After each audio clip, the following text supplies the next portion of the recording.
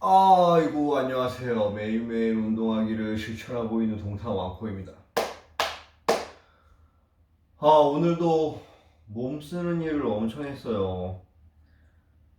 와 진짜 몸이 너무 기운이 하나도 없다. 기운이.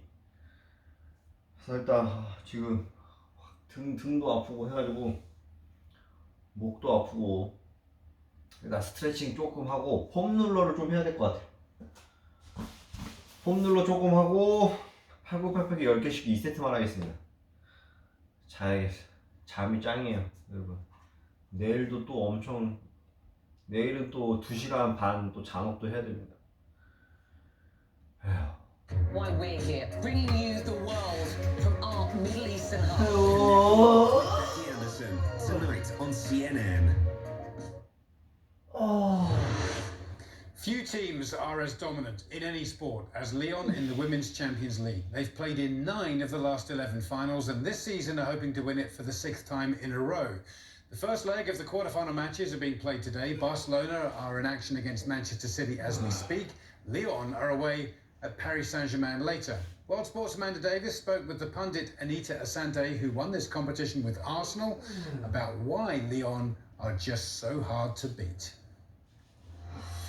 Well, I definitely think the competition is a lot closer this year. I think you're seeing how strong teams have built for this competition, like Chelsea, Man City. They're really, dominating and thriving in the WSL.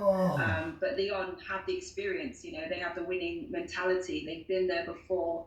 They've dealt with the pressure. So it's going to take a lot, I think, a special performance from any side to really dethrone them. What is it, in your opinion, that has made Lyon so successful over the years? They've had a lot of depth in their squad, top quality internationals as well as domestic players from France, leaders, like Renard, who lead him from the back, and the spine of the team has been strong, but they've always had a top goal scorer in the likes of Arda and the Sommer and players like that, and now the younger generation coming through. So I think they've always had that kind of consistency and that continuity, no matter who's coming into the team to play within their style, and they all understand each other very well. In the quarterfinals, though, they're up against a side who they, of course, know very well in terms of PSG, a side who have beaten them already this season. In terms of the rivalry, how would you describe it? Yeah, I mean, it's a strong rivalry, two top French sides, a lot of players that play on the national team as well for both teams, and they will know, that they have sort of fallen short often when they play Lyon, both domestically in the league and within Europe. So they have a greater chance than ever, especially confidence-wise, having beaten them this season so far, to really get that win that they're desperately after. All right, that does it for this edition of World Sport. Thanks for your company. Take care and I'll see you again soon.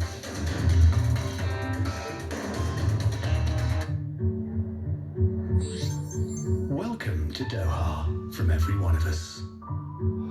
Even those working quietly behind the scenes. So you can relax and enjoy the perfect break in your journey.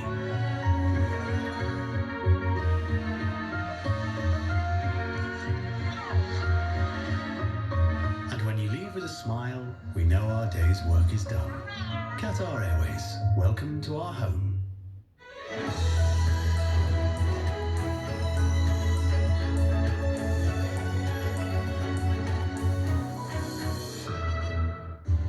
To open doors, to develop contacts, and to unlock secrets, it takes trust.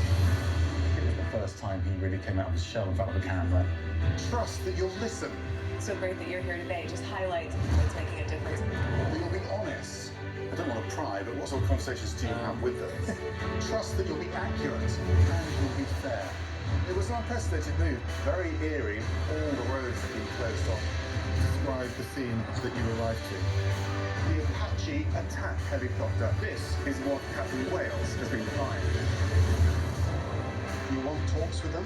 What is the point of talking now? Huge amount of police support coming into this protest. We continue to monitor the government in crisis. This was the Duchess's first news interview. Rare access indeed. That's what it's all about. Max Foster, CNN.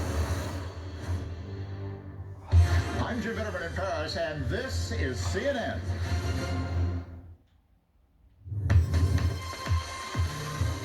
Live from New York, I'm Julia Chatterley. This is First Move, and here's your need to know.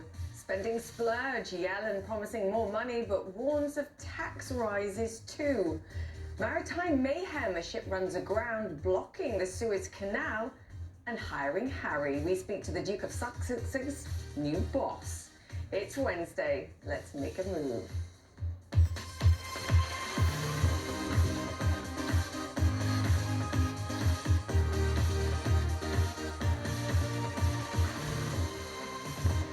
Welcome once again to all our first movers around the globe. Lots to get to this Wednesday, including the global reflation rethink, potential Reddit regret, GameStop results disappointing, and a royal role shift. Prince Harry heads to Silicon Valley. We'll speak to the CEO of the firm that's hired him, mental health app BetterUp.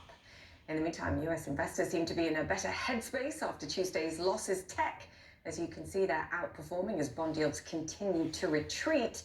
European reopening stocks, though, meanwhile, continue to struggle as vaccine delays and lockdowns weigh on sentiment there. Even Asia, in fact, had a tough session, with the Hang Seng falling into correction territory, down some 2% in the session today. Chinese stocks now lower by over 3% year to date. Not helped, of course, by concerns about regulation of big tech names like Tencent. Their latest earnings and all the details coming up. Not helping sentiment either, meanwhile, as we talked about yesterday, AstraZeneca's latest, quote, unforced error, so called by Dr. Fauci, of course. We await updated US trial data. That's expected in the next 24 to 36 hours. Either way, Fed Chair Jerome Powell's perennial patience continued yesterday. Both he and the Treasury Secretary Janet Yellen acknowledging the faster than expected US recovery. They dismissed inflation and financial stability risks while pushing for more support for those hit hardest. Well, how about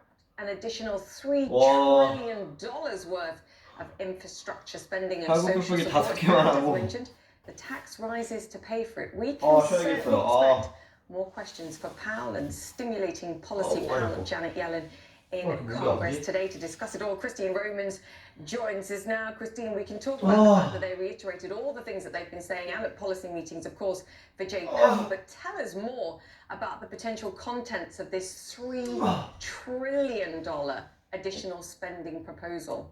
We know that the president's aides are working hard on this. They're going to present him to him in coming days, maybe as early as next week. But I don't think it's a mystery what he said on the campaign trail and what he has promised again and again since he became president here. He'd like a big infrastructure